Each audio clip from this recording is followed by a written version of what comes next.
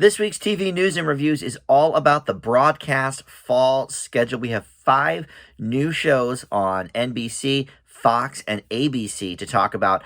Let's talk TV.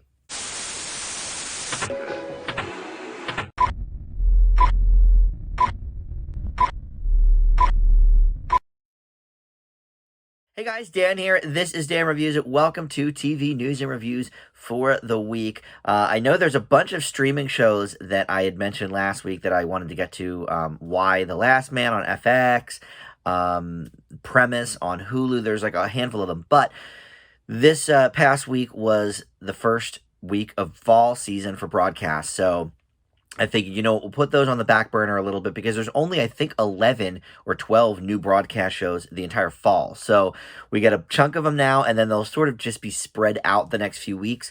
So we'll sort of incorporate those with some of the streaming shows that premiered over a week ago that we still haven't gotten to. So let's talk about that. But first up is, of course, the TV news. And as we are gearing up for fall season, there's a lot of it. Let's talk first, before we even get into the renewals and cancellations. The two biggest, stories we've been talking about the last few months are Jeopardy and SNL, who's going to return for the new season. So let's talk about that first. Jeopardy's the easiest one because Mayim Bialik is currently hosting. She's doing a fantastic job, in my opinion.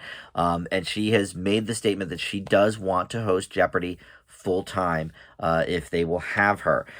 Basically, her sitcom, Call Me Kat, is going into its second season. That's actually why Ken Jennings is going to come in for a few weeks or a couple months or whatever and host, because she's going to be filming Call Me Kat. And she also does a podcast about mental health and that kind of thing. She is a neuroscientist. So, it all is in her wheelhouse.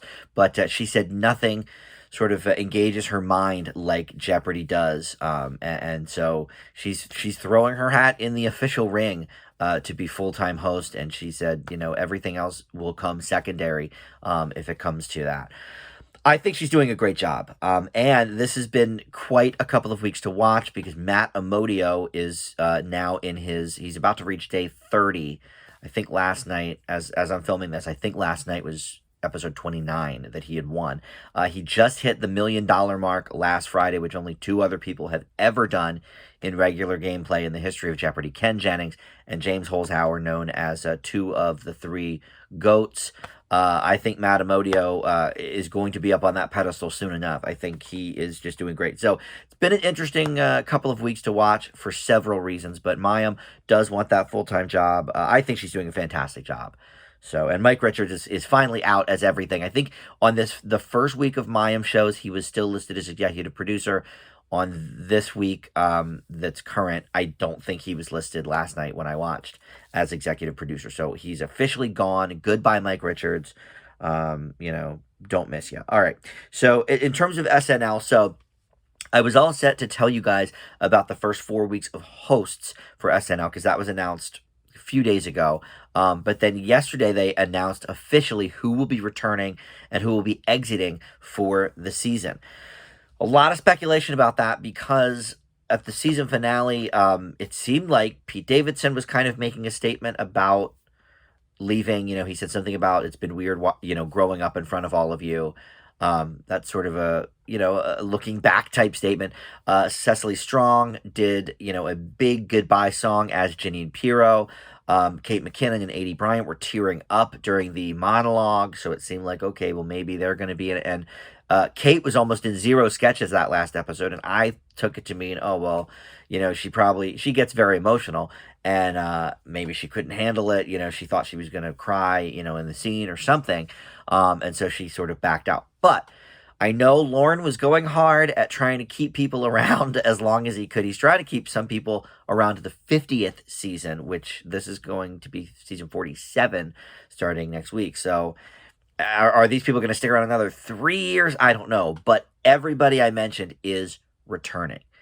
In fact, everybody is returning except for just 2 people. One of them is Lauren Holt, who was only on for last season. And to be honest, I barely remember anything she was in. The truth of the matter is, A.D. Bryant took off the first like 6 episodes or something so she could film season 3 of Shrill, which was pushed back because of COVID. And Lauren Michaels produces that, so he's like, sure, go ahead. So Lauren Holt is an A.D. Bryant type. She's a curvy girl. She has similar features. And A.D. Bryant isn't really known for her impressions. So Lauren Holt didn't really do impressions either. She just did like mom character or, woman on the street in the news clip character. So nothing she did really stood out to me the whole season. I only even remember her in like 2 sketches. So no love lost there. I'm sure she's very nice and hopefully she finds something else, but she's out. And then Beck Bennett, who's been with the show since 2013, is leaving. That was a bit of a surprise. I like him a lot. I always sort of associate him with Alex Moffat and Mikey Day, who are both returning. So in addition to those 2 exiting, they're going to add 3 new cast members, which to me is just kind of crazy. I know that they've got to sort of build up, for people that will eventually leave, but the cast at this point has to be like 14 or 15 people, which is insane. But anyway, so we can expect that all to happen in a few weeks. So here are the hosts. It actually will start this weekend. This Saturday is the season premiere. It's going to be Owen Wilson and Casey Musgraves. All the hosts, by the way, are first-time hosts to SNL. Owen Wilson, obviously, raised his profile once again with the Loki show, so he's back. Casey Musgraves, don't know if she has been musical performer or not. Some of these people have been on the music side, some have not. I think she has done it before, though. And then the second week, this is going to be a train wreck. Kim Kardashian and Halsey. Halsey's been both a musical guest and a host before, so she's returning. Kim Kardashian, who cares? I watch every episode, so I'll watch it, but I'm sure it's not going to be funny. She's not funny. Week after that, October 16th, Rami Malek and Young Thug. Young Thug is a first-timer to the musical side. I'm not hip enough to really know who that is. Rami Malek, I guess, is he in Dune? Is that why he's on?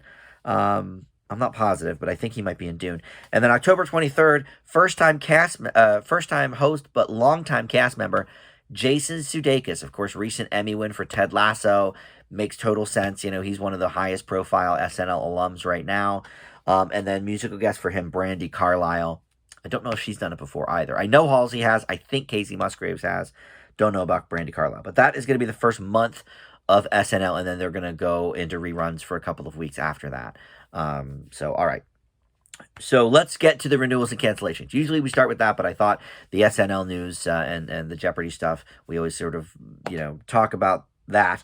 So we'll lead with that. But some good renewals to talk about. Only Murders in the Building has been renewed for season 2 on Hulu. This is the highest premiere for any comedy show, original or acquired, on Hulu in its history. So that's pretty cool. And the season finale of that is next week.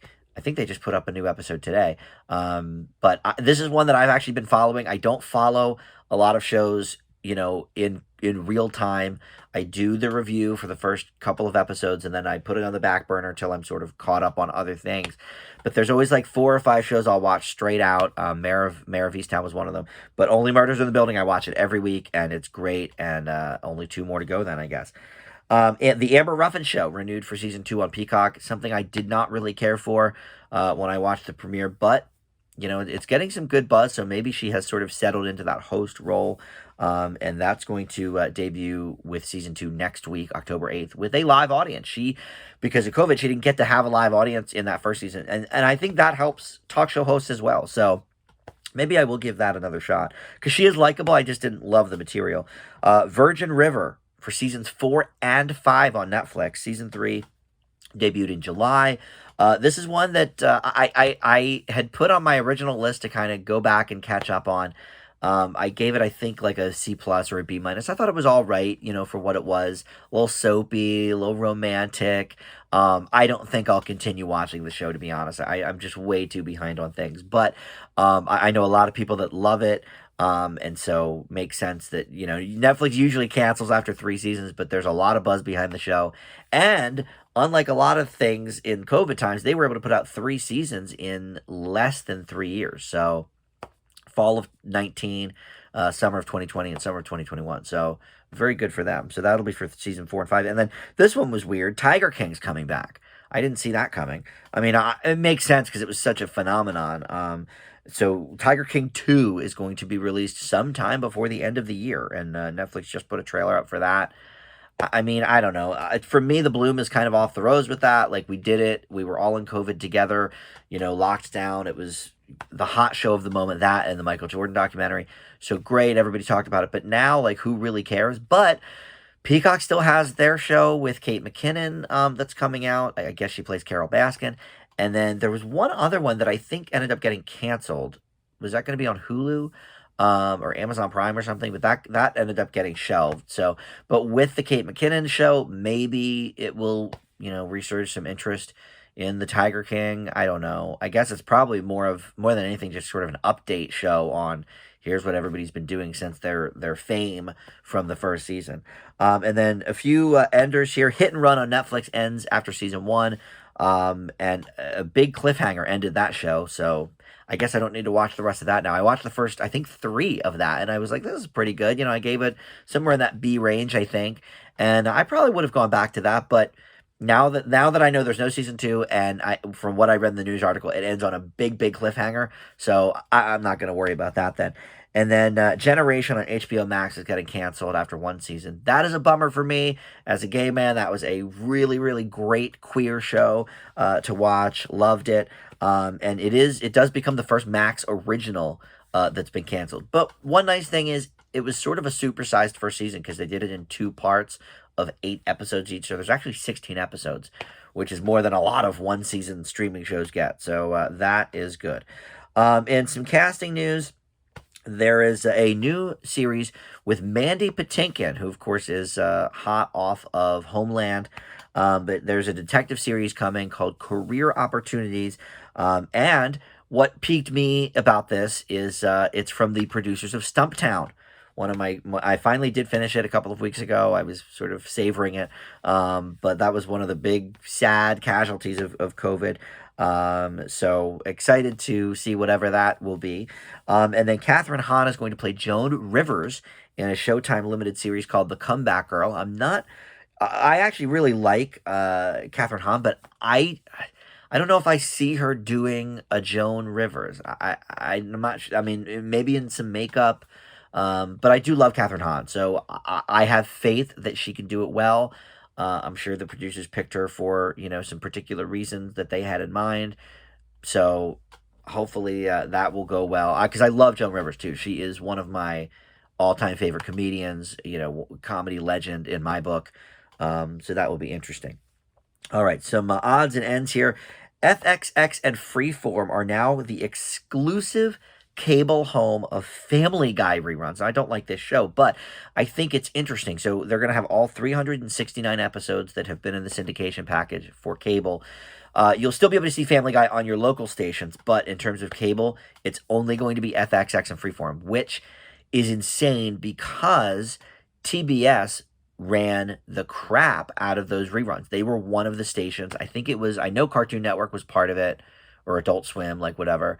And I'm not sure if there was a third one, but TBS and Cartoon Network were definitely in it.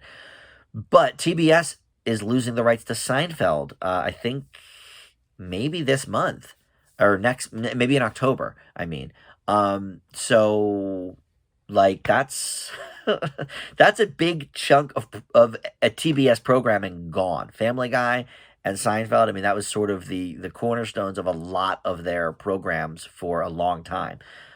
So hopefully they can put some new things in there. I know Young Sheldon is going into reruns, and TBS was a big Big Bang Theory home, so maybe they'll pick up the rights to Young Sheldon, or maybe they already have. I don't have cable anymore, so I don't know.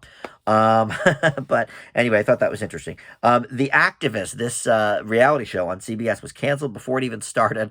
Usher, Priyanka Chopra, and Julianne Hough were to judge. And it sounded like kind of a gross competition anyway, because it was basically people trying to help people, philanthropists, activists, just like battling each other out and in like an apprentice sort of thing. And just, in this day and age where we should just all be giving all that we have, I don't know that we need to do a contest about it. They got a ton of backlash from different groups, that were not down with this. So CBS has decided to reframe it, and they said they're going to make it into a primetime documentary now, like a one shot. I guess, explaining all of the activism that these people are doing, or something. I don't know, but even Julianne Hough released a statement saying, like, yeah, I'm not sure if this is a great idea. I think she released it after they obviously decided to cancel it. But yeah, so even she wasn't down with it. And then in reboots and spinoffs, we do have a few of those. Night Court is official now at NBC. There were rumblings of it. There was a pilot order, but now it has been ordered to series. Don't know whether it will debut in the spring or in the fall of 2022. This is the first fall season, I think, ever that NBC does not have one comedy show in its lineup. So they may need it, but for the spring, they've got Mr. Mayor, Keenan, and Young Rock. So they might not need another comedy. Although, I guess if there's only 3 comedies, they could put that 4th one in there. Because I guess last year they paired Mr. Mayor with Superstore, but that's over. So maybe the fall or maybe the spring would be a good idea for that. Adam Devine will reprise his role as Bumper, and Elizabeth Banks is going to produce a Pitch Perfect on Peacock. These were movies that I did enjoy. Look, we already had Glee, so I don't know how. I mean, that was set in a high school. Pitch Perfect set in a college. I get it, but I'm not sure how. What's different from that and Glee and other things we've seen. I think there's a vocal competition too on Disney Plus, isn't there? Or Nickelodeon or one of those. So I don't know. It's I'll watch it. I like Adam Devine. I think he's funny in pretty much everything. He does have a type, and I think you could either love him or hate him. I like his material, um, so we'll see about that. But I think the biggest sort of surprise of the week, Scott Bakula revealed on this Bob Saget podcast that there are very significant conversations going on about rebooting Quantum Leap. Now, this is a show that, I'll be honest, I never really watched. It always seemed like it was good, but I just was, I don't know what night of the week it was on. It was probably against some comedy shows or something I was watching, and it might have been on at 10 o'clock p.m., which I didn't watch a lot of 10 p.m. shows because I was a little young. That's when I watched my reruns. We had one of our stations had the Jeffersons and Sanford and Son on at from 10 to 11 every night, so I watched that. And then just in the reruns, I just never caught up. So I know it's got a diehard fan base. So I think that'll be interesting to come back to. And I like Scott Bakula. He's a good dude. So we'll see where that goes. I think a lot of it holds with the rights to the show. I think he had mentioned on the podcast that was really sort of what had been holding it back for a while, but maybe they're working out a lot of those kinks. Don't know. But all right, so let's get into the shows. We have 5 for you. And like I said, we're going to put a pin in some of the recent streaming shows that I haven't covered yet in order to talk about the broadcast shows, because this is fall premiere week, or last week was. And so most of the fall shows got rolled out. Not all. There's still a few down the line that are going to trickle in over the next few weeks that we'll get to.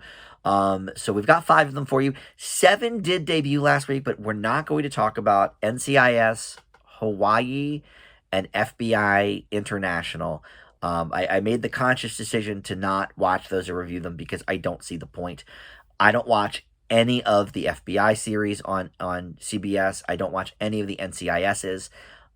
So my thought is it's probably more of the same, just in a different setting and with different actors. If you like those shows, you're probably going to like whatever the current iteration is.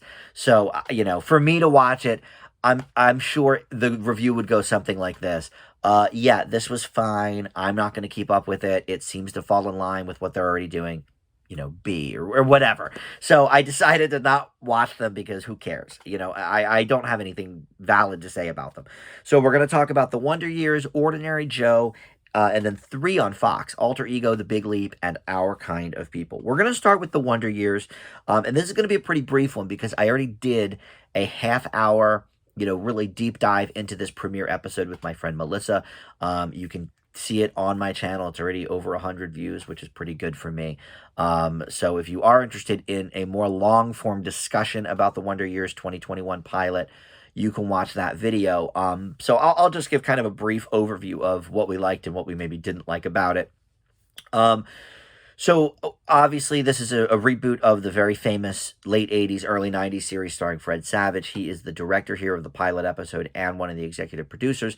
They set it in the same time frame. So it starts in 1968, just like the original show.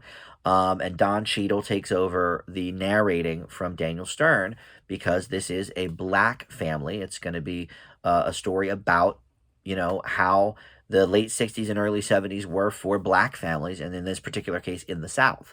Whereas obviously the original dove more into the every town USA kind of thing, with a typical white suburban family. And I love that show. I mean, that was kind of, I grew up in the 80s, not the 60s, but that was, kind of my story.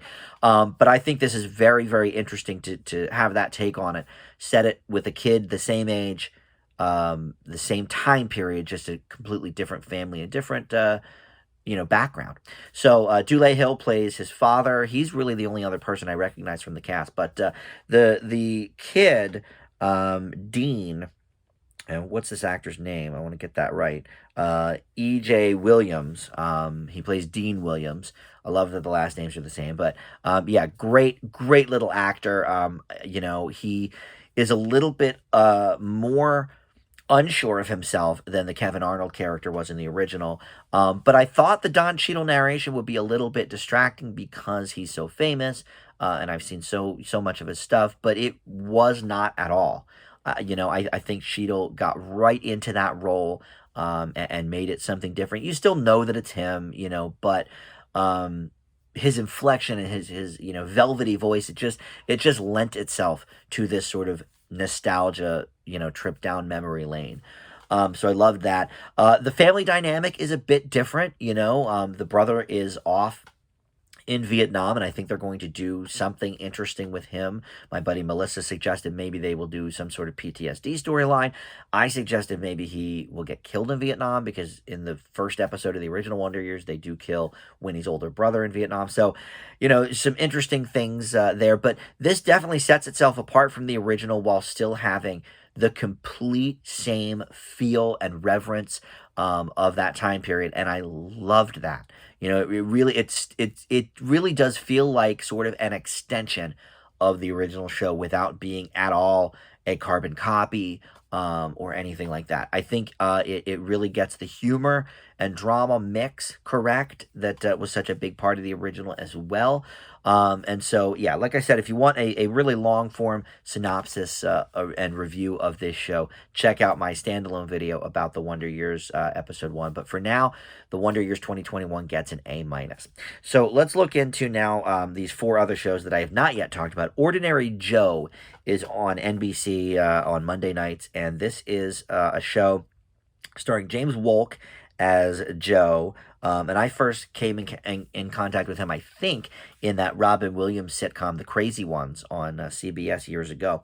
But he's shown up in many things since then. But he plays Joe Kimbrough, and the show centers on him in sort of a sliding doors fashion, thinking about what if I did X, Y, or Z on my graduation night. So he had 3 different things, 3 different options on graduation at Syracuse University. One was to go to dinner with his family, in which case, in that timeline, he becomes a police officer following his father's footsteps.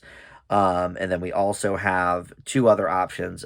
He follows his passion as a musician in the one timeline, or a nurse after marrying his college sweetheart. So in the music star one, he asks out this girl that he kind of has a thing for. So those are the 3 different timelines. So we see in this first episode the result of, all of that kind of stuff. And then by sort of the end of the pilot, and I think this was kind of a smart little maneuver they did, they have him going to his 10-year reunion at Syracuse. So even if he's taking paths that he, or we're still seeing the same people from all the different paths is what I mean. So that girl that he didn't ask out in at graduation, oh okay, well she's going to be at the reunion. And oh, this his college sweetheart, well he didn't end up with her because he went, became a police officer and they were broken up and whatever. Well, she's at the reunion. So all of the major players from all of these timelines converge anyway at the 10th anniversary. So I thought that was kind of clever. And then the other kind of interesting thing that they do is more in the production value of it, because they have different lighting sort of cues depending on what timeline he's in. And that was smart because it's not like super noticeable, but if you know to look for it, you can see it. And it really helped me with what timeline we were in, because he looks basically the same in each one. Like, it's not like when he became the music star, he like grew his hair out and, because he's just like a singer-songwriter type, like a Jason Mraz or something. So it's, it's not like he became some huge rock star with a big mane. And so he looks the same in all the timelines. So the only thing other than the people surrounding him that you can tell are these lighting cues. So when he's a nurse, it's showing green, a lot of green, backgrounds, green walls. And I assume that's because it's a similar color to Scrubs. Blue hues when he's a cop, makes sense. Blue Lives Matter, the whole thing. And then orange hues when he's a rock star. And I don't know what the purpose for that is, but whatever. They needed a third color. So I thought that was an interesting thing to do, and interesting for the production department to kind of, dress him a certain way and have, even like down to the cup that somebody's holding at the bar, is a blue color or a green color, so I think it's interesting in that way. I really like James Wolk. I think he's a likable actor, and I think you need somebody in that kind of a role, because really you're sort of watching three different James Wolk shows into one. It's almost like, three different timelines, three different shows. So we get to see him take on all these different roles. But we learn by the end of the pilot, I'm not going to get too spoilery, but a lot of things, whether or not he made a certain decision, a lot of things are going to come back and sort of, converge together. And look, that was the underlying plot of Sliding Doors. They did a Frasier episode where it was sort of the same, like it was called Sliding Frasiers actually, where at the end of it, everything sort of, no matter what path he took, everything kind of lined up to be the same. So, it's sort of that theme of the stars are aligning and fate will have you in such and such a way, whatever you decide. So for that, look, it's a little bit of a worn thread, but I do sort of always like those thoughts, in that sort of timeline of, you make, who knows, 50, 100 decisions a day, and each one sort of, can affect your life in ways maybe you have no idea. So I like that concept of it. I think he is very likable. My only issue is, I think that they are attempting a little bit with some comedy here, which I didn't really find flavor with.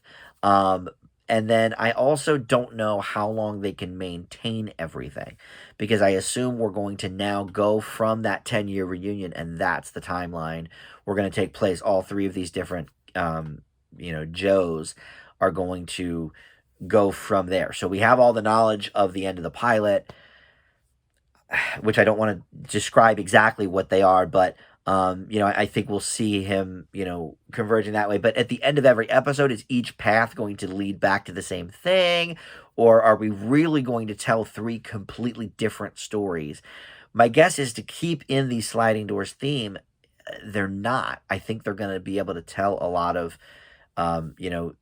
converging stories within these three, and that can be a tricky tightrope, and it can also get kind of tedious to watch. So we'll see. I don't know, but I kind of really liked this first episode, so I'm going to leave Ordinary Joe with a B+. So we will move next to Fox with 3 shows.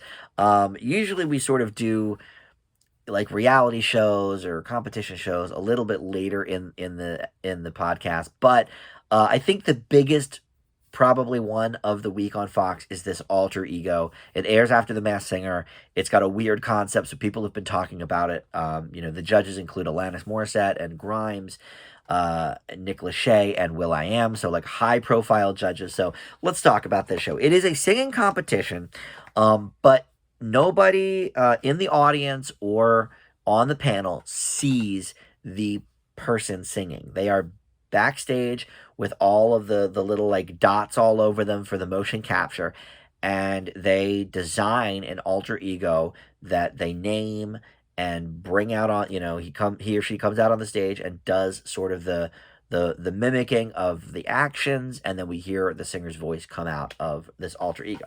So it's very interesting. It's very wild. I think none of the judges really quite knew what to expect, because those first two, I watched the 2 episodes of this because they had a two-day pilot or 2-day premiere. And those first like 2 singers, the judges like jaws were dropping. They were just like, I can't get over this, da, da, da, da. And that sort of subsided as we went along. So I think they even weren't quite in the know of what to expect. Look, there's positives and negatives here. I think it's another interesting take on the singing competition, kind of like The Voice, where you can't see anybody until you press your button and turn it around. Here, they don't see anybody until they get voted out. So some of these alter egos may go for weeks before the judges see who is behind that alter ego. Whereas we in the audience, we get to see them from the start. We get to see their interview clip. We get to see them sort of designing their alter ego a little bit. It's all kind of interesting, but at the end of the day, it is another singing competition. So one thing they have is the, like, I forget what they call it, but like it's this big diamond tower or something. And it's up on the diamond, they call it. So I guess it's shaped like a diamond. So if they really like a singer, they can put them up on the diamond, and that renders them safe from elimination. And then as subsequent people perform, they can decide whether or not to replace the person on the diamond or not.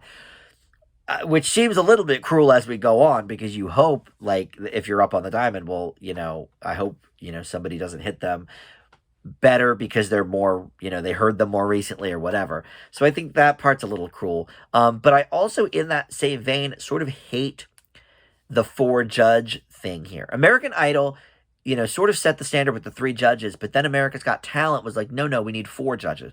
And then I think every show since has had 4 judges. The Voice, I think X Factor had 4 judges on it.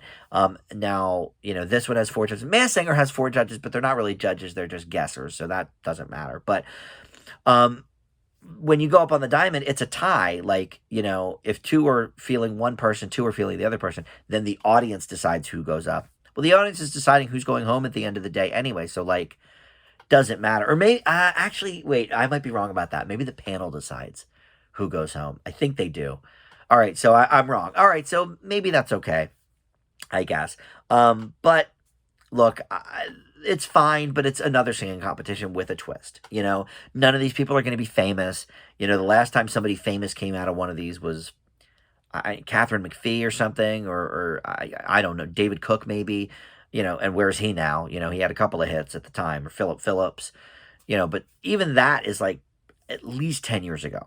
American Idol, The Voice, they just don't produce hit makers, and that's fine. People still watch these shows, but overall, this is a fun concept, and since it's paired with The Masked Singer, and I watch that every week, I think I will actually keep watching this. But like The Masked Singer and a lot of these shows on Fox, The Game of Talents, it's just the stupidest concept, but it's an engaging watch. I have to admit that. This is hosted, by the way, by Roxy Diaz, who I don't know, but she was a host of 106 in the Park on BET for years and years, 6 or 7 years. So, people do know her. But I don't know. I'm going to grade this as a C+. Because I think it's kind of silly, and I also think the mouth movements on the alter egos don't really match up at all with the singing, and that is, like, the movements are cool, but it's a little distracting to watch somebody try to sing and the mouth just doesn't follow along. So that's part of it too. But look, I had fun watching these 2 episodes. I really did. I got sort of invested in the contest. So I'm going to leave it with a C+. I'll keep watching it. But it is stupid. Just know that. All right, so the big leap we're going to go to now, and I was able to watch two of these too because even though Fox has yet to premiere the second episode, Hulu put up the first two to kind of hook people. So I watched the first two of these, and this is an interesting one. It's a show within a show. So the main premise is that Fox has a new reality show called The Big Leap, in which it's not so much a contest. It's they if you get picked to be on the show, it's going to be just basically a reality show of people putting on Swan Lake, I think it is. And so it's not like we're not watching them compete against each other. By the end of the first episode, they sort of picked everybody that they're going to pick. And so we just now have to follow along with their lives, both off the screen and on the screen. And it's an interesting look kind of into how reality shows are sculpted and structured. And, and I think there's a few that aren't. I think Survivor is still sort of the champion of like letting things unfold naturally. I'm sure there's, tweaking here and there. And of course, they edit in, sort of what they want. But I don't think they really sculpt that show nearly as much, an Amazing Race too, as a lot of some of the other ones. But this one, we get to sort of see a look behind the scenes at like, okay, here's this producer who is played by Scott Foley. And he, wants everybody on camera at all times. He wants to get everybody's fight. He wants to get everybody having sex, all the nitty gritty of the stuff. And they've already sort of chosen who the villain, the quote unquote villain of the reality show is going to be. So it's kind of an interesting look, in that way. The cast also includes, by the way, Piper Perabo, Terry Polo, and Mallory Jansen, who you've probably seen doing random things. Terry Polo, I best know as the Ben Stiller's girlfriend and then wife in the Meet the Parents series.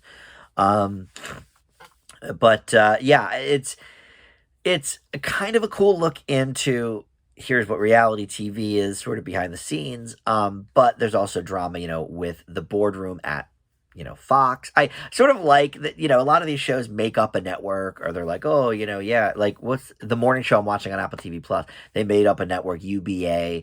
But I like that they're actually incorporating Fox into the mix. I think it's kind of funny.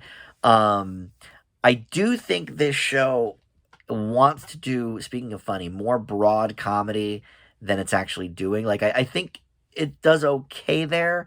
But I didn't find myself laughing so much as I was engaged with sort of the character development and the kind of drama of it. But it is a very tongue-in-cheek kind of show in the vein of like a Desperate Housewives.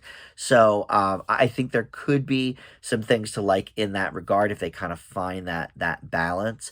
Because the truth is, I don't really care necessarily how the Swan Lake performance goes. I don't necessarily care about a lot of these, a lot of the people's lives I don't really care about yet, but they're sort of getting, these guys together and they're sort of talking about this person and, oh, what, he hasn't danced in 20 years, what's he going to bring to the table, but it's like that. So if you're into that sort of concept and that sort of behind the scenes, like, okay, like show within a show kind of thing, I think you'll like this. I think they do need to get the humor down a little better. But this is another one that I actually kind of liked. I'm going to leave The Big Leap with a B for now. And then finally, this is the worst of the week for me, Our Kind of People. This is another Lee Daniels joint. He, of course, brought Empire and Star to Fox, two pretty popular shows. So this is set in Massachusetts, and it follows the journey of this Angela person, single mother. She's setting out to reclaim her family's kind of tarnished name. But soon enough, there's a dark secret that rears its head, and she has to discover now her own mother's past and things that will turn her world upside down. So a lot of sort of African-American character actors are here. Joe Morton, who played the dad on Scandal, played Kerry Washington's dad. Morris Chestnut is here. He's always showing up. She's not listed in the credits, but What's-Her-Face was at least in the pilot episode, Loretta Devine. So this is another just kind of soap, straight ahead drama soap. They're not really doing sort of a comedy twist on it as some of the other ones. But like Empire was a pretty straight ahead drama. And look, these are fine shows if you are into this straight ahead soap opera kind of vibe. If I watch a nighttime soap, I mean, sometimes I'll watch the teen soaps, but like Scandal to me, like that's a nighttime soap I can kind of sink my teeth into, where it's like, everything's sort of way over the top and overblown, and the situations are nuts. But when it centers around a family, I just find it less compelling. The whole like, rich family, they're suffering a loss, in their circle of popularity, and all that kind of, it harkens back to Dallas and Dynasty and Falcon Crest, and I just never really got into that kind of stuff. My nighttime soaps are either like work related, like a Scandal, or I did watch Grey's Anatomy for a few years, or sort of Friends centric, like Beverly Hills 90210 or the OC. Yeah, there's family components to that too, but this kind of thing is just all about one family, and that's why I didn't really watch Empire either. Um, so look, if you like that stuff, maybe this will hit you a little better than me. But I just thought this was, a dime a dozen, one more into the mix of here's a rich family, falling from grace, and who cares? And it's not tongue in cheek enough. Like the one I was thinking of, because Fox did this one too. Last year, they had Filthy Rich for like half a season with Nicolette Sheridan. Or was it Kim Cattrall? I forget now. One of the hot blondes. I think it was Kim Cattrall actually, but that like, they really sort of leaned all in instantly with sort of the campy nature of it and the way over the top stuff. This, I think, takes itself too seriously, much like Empire did. And right away we see the montages of all the rich people and all the here's what they're doing, and they're on their ski boats, and here's their parties. There were 4 parties in the premiere episode alone. It's like, we get it, you're rich. Like, so for me, that doesn't really hold any appeal. So I didn't really care for this one. Our Kind of People gets a C- from me. All right, so that's gonna wrap it. Next week, I think there's at least one more broadcast show premiering this week at some point, but we will delve into all of those streaming shows that I have not gotten to talk about yet, including, like I said, Premise on Hulu and Why the Last Man on FX, and some other ones that I can't think of right now. But we'll be back very soon. I'm trying to get these out every 5 to 6 days to kind of, because I missed a week in August, so trying to play catch up with that. But thank you for watching. We'll see y'all next time.